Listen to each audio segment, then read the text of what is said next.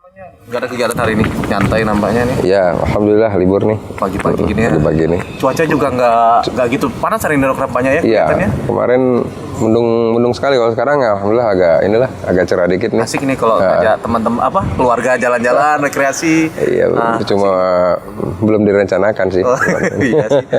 Enakan duduk-duduk saja. Ini. Wah, sebentar ya, ada telepon. Silakan dok, silakan telepon dok. Halo.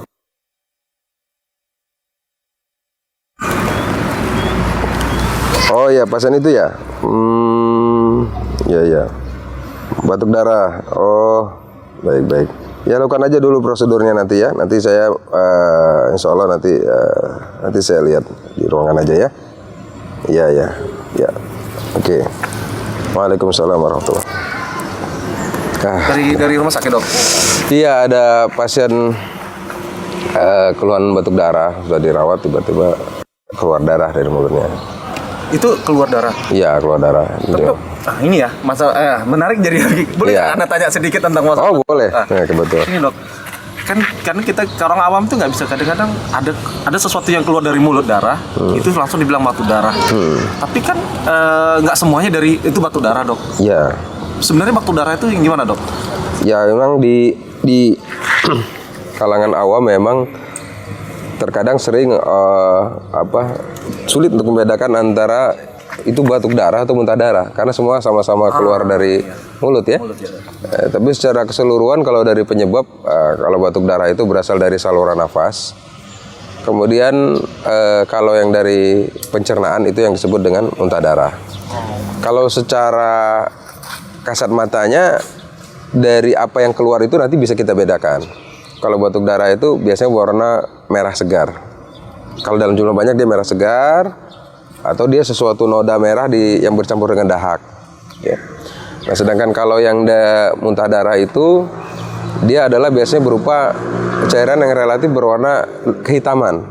Kenapa hitam? Karena kalau darah bercampur dengan asam lambung, dia akan menghasilkan warna hitam. Seperti itu. Dan biasanya ya itu disertai dengan sisa-sisa makanan sesuai dengan sumbernya kan, sumber pencernaan. Kalau tadi campur dahak, kalau ini ada makanan, seperti itu. Nah, kadang-kadang orang juga nggak ngerti, karena kadang-kadang batuk darah itu bukan sesuatu yang sifatnya batuk kemudian keluar darah. Kadang-kadang nggak seperti itu. Kadang-kadang orang yang sama sekali tidak ada keluhan batuk, tiba-tiba mengeluarkan darah. Ternyata batuk darah. Jadi artinya bukan batuk-batuk kemudian keluarin darah, tetapi sesuatu darah, ada komponen darah yang keluar dari saluran nafas. Kadang-kadang bentuknya tidak seperti batuk, seperti muntah juga. Nah, tetapi biasanya kalau dari gejala pasien sebelum batuk darah itu dia merasa ada sesuatu di nafasnya, di dadanya terasa panas seperti mengalir ke atas. Itu tanda-tanda nyaman, seperti itu. Nah, kalau muntah darah tidak seperti itu. Kemudian yang kalau dari perbedaan lain adalah kalau muntah darah itu biasanya ada ada busa ya. Kalau muntah darah itu ada busa. Tetapi tidak selalu. Kemudian kalau kita runut lagi ditanyakan, maka kita akan bisa melihat perbedaan dalam tipe pasiennya juga. Terkadang kalau pasien memang batuk darahnya misalnya karena TBC, udah terlihat lah profil orangnya misalnya kurus atau apa gitu ya. Kalau yang muntah darah itu kan biasanya disebabkan paling sering karena keroposnya dinding lambung akibat erosi oleh asam lambung ya. Nah, itu berarti orangnya biasanya ada riwayat sakit mah sebelumnya, atau lebih berat dari itu mungkin ada tumor di lambungnya ya, atau dia ada penyakit liver, itu juga bisa ini muntah darah ya, pecahnya pembuluh darah di kerongkongan ya, itu muntah darah. Nah, sedangkan batuk darah dia adalah berhubungan dengan sesuatu yang keluar dari saluran napas kita. Nah, jadi dan ingat sekali lagi, tidak harus bahwa batuk darah itu harus didahului oleh orang yang berkeluhan batuk-batuk dulu ya. Kadang-kadang dia langsung aja keluar darah. Jadi tidak harus ada tanda-tanda batuk jadi batuk darah. Iya, seperti itu. Nah, jadi nggak mesti bahwa dia harus batuk, penyakit orang batuk kronik baru berdarah. Nah, kalau orang udah batuk kronik terus dia keluar darah, lebih simpel kemungkinannya bahwa ini memang batuk darah. Tapi kadang-kadang ada yang orangnya sehat segala macam, tapi tiba-tiba mengeluarkan darah. Nah, itu bisa ditinjau dan spesifiknya ya nanti ada lagi satu lagi ya yang mungkin penting juga. Kalau muntah darah biasanya banyak. Iya. Ya. Nah, kalau batuk darah seringnya nggak banyak. Kadang-kadang cuma hanya bercak. Nah, itu juga bisa khas bahwa batuk darah biasanya berupa bercak ya. Nah, tetapi harus diingat kalau yang batuk darah dari paru-paru dia tidak akan jumlahnya sangat sedikit. Dia mungkin bercak, misalnya sekali keluar tuh mungkin 1, 2, atau 3 cc atau 1 sendok teh, ya. Sedangkan kalau yang misalnya keluarnya cuma setetes saja atau cuma percikan dikit saja menodai dahak, itu lebih sering karena tenggorokannya radang. Mungkin juga gusinya ada berdarah, nah seperti itu. Jadi nggak semua yang mirip seperti batuk darah dari saluran napas itu berasal dari saluran napas. Kadang-kadang cuma dari tenggorokan atau dari rongga mulut. Nah itu kan yang dokter bilang tadi kan tanda-tanda kalau sudah terjadi batuk darah. Ya. Seperti nanti keluar darah. Kemudian tanda-tanda secara yang dirasakan oleh pasien itu sendiri dok. Atau penderita batuk darah yang akan mengeluarkan batuk darah terus. Seperti itu salah satunya tadi kan misalnya dadanya panas. Ya. Ada lain nggak dok kira-kira dok? Ya yang lain ya tanda-tanda sebelum keluar batuk darah seperti itu, atau dia disertai dengan gejala-gejala yang menyertai penyebab batuk darahnya. Misalnya batuk darah itu karena TBC, tentu saja kita akan menemukan gejala-gejala orang TBC. Oh iya. Misalnya batuk darah karena kanker, berarti kita akan menemukan gejala-gejala orang kanker. Nah seperti itu. Jadi setelah ada batuk darah, kemudian kita lihat bahwa ada gejala-gejala tertentu yang mungkin ini. Kalau lebih spesifiknya, misalnya kalau gejala TBC kan orangnya mungkin berat badan turun, ya kan? Selain batuk darah, dia mengaku keluar darah, dia turun. Kemudian dia juga mengaku ada batuk-batuk lama. Kemudian dia bisa mengeluhkan ada demam atau keringatan, nah, seperti itu. Ya seperti itu. Jadi ada ini. Jadi kalau Anda bisa ambil kesimpulan batuk darah itu dideteksi berarti ada penyakit di daerah napas kita yang mengikuti ya. Iya. Jadi batuk darah itu ya itulah disebut dengan suatu petanda ada sesuatu masalah di dalam tubuh kita, dalam paru itu sih. Ya. Sehingga layak kalau misalnya itu berat harus kita cari penyebabnya. Nah, tapi kalau misalnya ringan-ringan saja kita masih berprinsip bahwa kalau cuma ringan saja mungkin cuma lecet ini apa ya. Nah, tapi kalau sudah mulai misalnya ya, ini akan saya sebutkan ya untuk tambahan saja. Kalau dia kita biasanya punya patokan. Batuk darah itu tak banyak, tetapi yang disebut banyak batuk darah itu kalau dia sudah mencapai sekitar 200 cc total yang dibatukan keluar. Sekali keluar atau? Nah, misalnya ada seseorang mengaku batuk darah dalam 2 hari, kalau dia kumpulkan batuk darah itu kira-kira itu 200 cc. Kira-kira 1 gelas. Itu tuh sebenarnya udah banyak itu.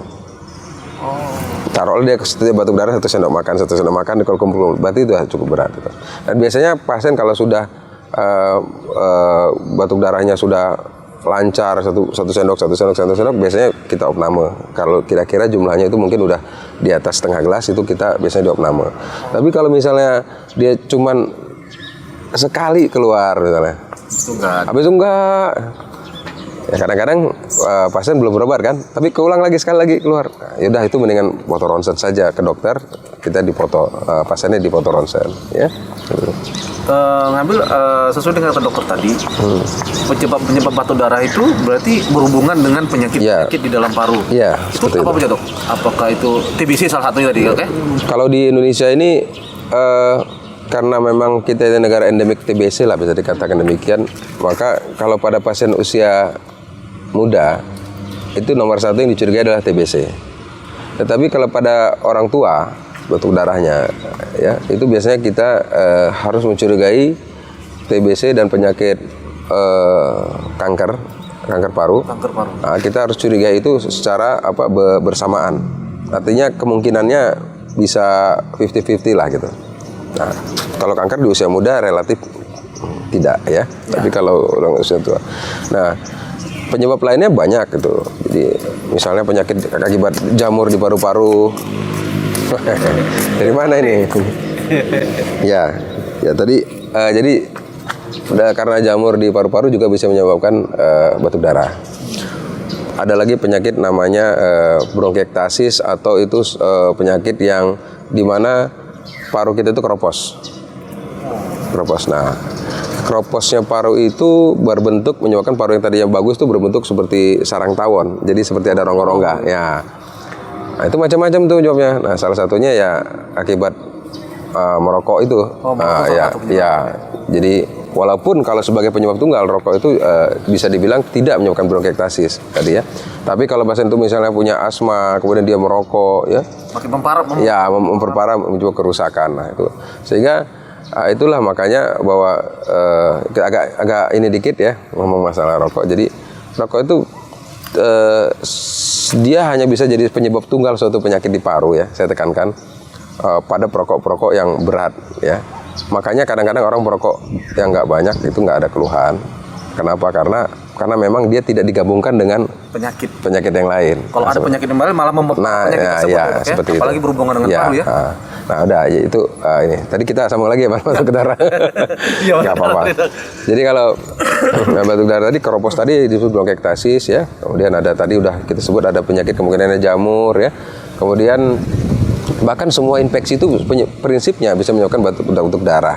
Tetapi yang batuk darahnya biasanya banyak itu biasanya TBC, karena kemudian penyakit yang bronkiektasis tadi, nah, kemudian kanker itu yang biasanya banyak, atau jamur. Nah, itu penyakit-penyakit yang kalau batuk darahnya itu bisa lumayan lah, itu bisa yang tadi yang bisa sampai 1 gelas tadi kalau ini. Nah itu. Nah kalau yang sedangkan yang lain ya cuma kalau radang tenggorokan ya. Itu biasanya cuma sedikit-sedikit saja. Bercak-bercak gitu aja. Mungkin batuknya kekencengan ya. Jadi luka. Batuk terlalu lama ya. Bisa coba. Nah, itu sering ya. Jadi pada ya ikhwan sekalian, kalau misalnya suatu saran tuh misalnya batuknya itu apa istilahnya lumayan lah gitu ya. Batuk-batuk terus kemudian sekali batuk gatal kenceng-kenceng gitu ya. Nah, jangan panik kalau misalnya nanti tiba-tiba itu ada sedikit titik noda darah menyertai dahak itu. Karena itu ya terjadi spontan saja karena tenggorokan luka. Jadi jangan buru-buru panik. Nah, tetapi boleh antum setengah panik lah gitu. Karena udah ada keluar darah kan, ya? Kalau jumlahnya itu seperti Anda bilang, jumlah itu menentukan suatu kelainannya. Kalau kelainannya harus lebih banyak dia batuk darah, harus lebih dianggap serius. Jadi kalau jumlahnya mulai banyak, itu barulah kita harus mencari pertolongan. Tapi kalau sedikit jangan panik dulu. Nah, seperti itu. Jadi salah satu informasi yang berguna adalah kalau ternyata batu darah, kemudian lihat jumlahnya dan itu tidak terlalu banyak, seperti kata dokter yang tidak terlalu banyak, itu mungkin hanya karena radang. Ya, bisa sering. Boleh panik tapi jangan terlalu panik. Jangan terlalu panik. Ya inilah. Itu ya. Tetap gitu kita ngobatin tapi tidak jangan langsung berpikir waduh. Bahkan banyak pasien itu yang kadang cuma keluar darah setitik aja dia langsung berpikir waduh saya udah deket nih apa. Mungkin saya nggak itu karena tidak pengetahuan. Jadi kita harus paham bahwa itu tidaklah seperti itu ya. Nah, jadi bukan kalau batuk darah itu baru disebut berat kalau dia sudah 1 gelas. Dan itu pun jangan panik dulu kalau kita lihat penyebabnya. Pada prinsipnya itu nanti tergantung penyebabnya. Kalau penyebabnya adalah penyakit TBC kita bisa obati, bronkiektasis bisa kita obati, penyakit jamur paru bisa kita obati. Mungkin yang agak lebih berat kalau penyebabnya kanker. Ya, jadi bukan batuk darahnya. Nah, tetapi batuk darah sendiri prinsipnya berbahaya bila jumlahnya banyak. Bila jumlahnya banyak. Jumlahnya banyak. Kemudian karena orang keluar darah banyak tentu saja akan membuat pengaruh dalam sistem tubuh dia sehingga dia bisa pusing, bisa pingsan atau apa ya. Yang kedua bahayanya adalah bila batuk darah itu menyumbat saluran napas. Tersumbat dalam napas. Darah di dalam paru-paru masuk ke saluran nafas, kemudian tidak dikeluarkan dan dia beku di dalam, maka otomatis itu akan menyumbat saluran nafas. Sehingga ini yang lebih sering menyebabkan kematian bukan karena batuk darahnya yang banyak itu, tetapi karena tersumbatnya pembuluh darah. Saat nafas jadi dok ya? Nah, itu yang harus saya bilang bahwa bila mungkin ini berhubungan dengan ini ya cara andaikan kita batuk darah, apa yang harus dilakukan? Iya, itu pertanyaan yang muncul sekarang. Iya. Apa yang kita lakukan kalau tiba-tiba kita batuk darah? Iya. Dan batuk darah itu udah melebihi seperti dokter tadi, mungkin sudah lebih banyak, sudah berwarna merah. Iya. Itu apa yang harus kita lakukan, Dok? Kan ini kan untuk proteksi diri nih, ternyata kan seperti kata dokter, jangan panik kalau yang cuma sedikit-sedikit. Kalau udah banyak, ini apa yang kita lakukan, Dok? Nah, gitu, Dok. Bila sedikit jangan panik, kalau banyak pun ya jangan panik juga sebaiknya. Tetapi usaha doa ikhtiar lebih keras lagi ya, karena kalau banyak itu kita sedang berhubungan dengan sesuatu bahaya penyumbatan tadi. Sehingga saran dan apa yang harus dilakukan bila kita batuk darahnya banyak, maka yang harus dilakukan adalah pertama menenangkan diri. Tentu saja kita harus langsung berdoa dan bertawakal sama Allah. Kita lakukan ikhtiar, kita tenang, cari posisi tegak. Posisi tegak, ya posisi tegak. Kemudian bernapaslah dengan tenang. Kemudian bila ingin batuk, sebaiknya dikeluarkan saja. Jangan ditahan, Dok, ya? Jangan ditahan. Karena kalau misalnya ditahan, itulah tadi yang akan dia menjadi beku di dalam. Ketahan dia nggak keluar, ya, malah menutupi, ya. Dok, ya? Kesalahan orang-orang yang batuk darah adalah dia takut ngelihat darah itu keluar. Jadi waktu darah itu pengen keluar, ditahan aja lah. Darah itu bisa beku. Ya. Sesuatu yang bisa membeku kita tahan dalam saluran napas kita, larinya sesak. Dan bila penyebabnya total, sering menyebabkan kematian. Nah, itu yang penyebab batuk darah masif, istilah kita ya, batuk darah berat, itu seringnya karena penyumbatan. Nah, sehingga selama kita masih bisa batuk, batuklah. Tetapi tentu saja bukan maksudnya diam di rumah terus, maksudnya sambil dibawa ke rumah sakit, ya. Tapi jangan ditahan batuknya, tuh. Iya, terus batuknya. Keluarnya, Iya. ya, gitu ya. Nah, usahakan posisi tegak terus. Nah, nanti sampai di rumah sakit serahkanlah pada itu tentu saja kan, mereka udah tahu ada prosedurnya, tapi pada yang prinsipnya gitu. Dan pada saat nanti, kalaupun sudah diopname, prinsip yang Ana bilang barusan itu tetap berlaku, bahwa pasien tetap harus tenang karena begitu di rumah sakit pun dia tetap bisa pengen batuk darah juga kan. Tetap tenang. Iya, tetap tenang dan tetap batukan kalau ada batuk darah. Kalau di rumah sakit insya Allah lebih aman karena kita bisa infus dan transfusi darah. Nah itu, jadi ya, prinsip itu tetap dipakai, tenangan, posisi tegak dan batukan jangan ditahan-tahan, itu tetap ya seperti itu. Nah. Jadi ada beberapa hal itu yang harus memang dilakukan, Dok, ya? Ya. Yang paling utama yang doa berserah diri pada Allah, tawakal dulu, ya Allah. Itu saja semua itu ya. Jadi kita memang begitu musibah itu terjadi, ya langsung kita ingat Allah, kita berdoa, bertawakal, tapi ya ikhtiar ya, karena ya kita harus ikhtiar mau pakai apapun yang dianggap bermanfaat ya itu. Tapi kalau prinsip dari kedokteran seperti itu tadi, batuk darah itu.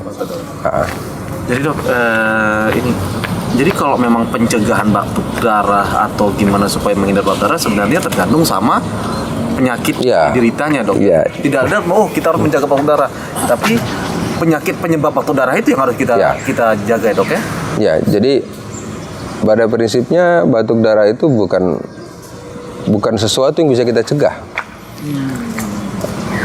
Karena dia sangat tergantung dari penyakit apa yang menyebabkan batuk darah itu. Ya.